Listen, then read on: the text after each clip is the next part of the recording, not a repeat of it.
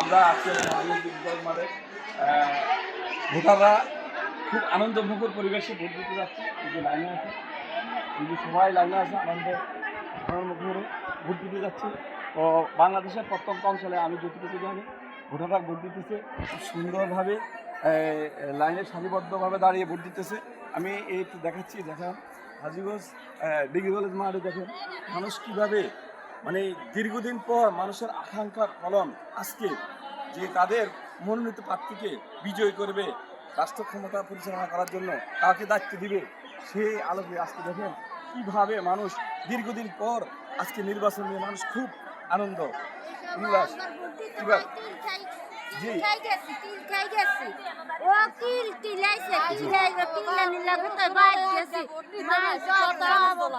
কত সালে দীর্ঘদিন ভোট দিতে পারেন নাই, আজকে ভোট দিতে এসে আপনাদের তো কেমন লাগতেছে?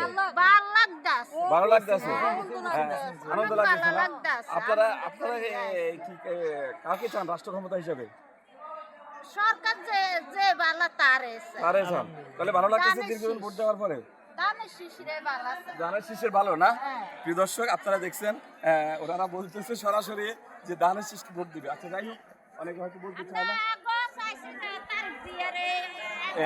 প্রিয় দর্শক, এই যে আপনারা দেখতেছেন সারিবদ্ধভাবে কি সুন্দরে ভোট দিতেছে।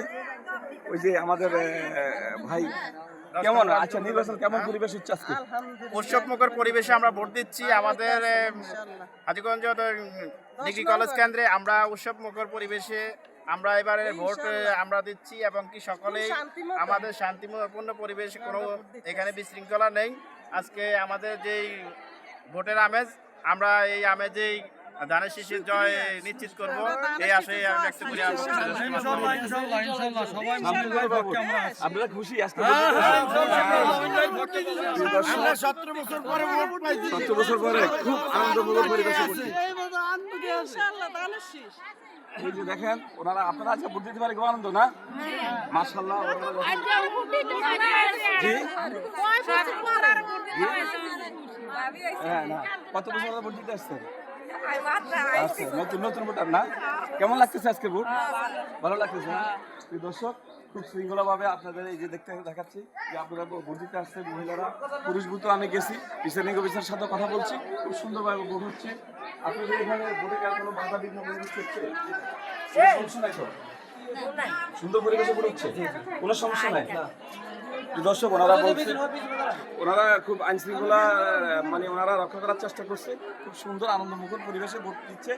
দীর্ঘদিন ভোট হওয়ার পরে মানুষের মাঝে যে হাসি, যে আনন্দ, যে উল্লাস দেখা দিচ্ছে,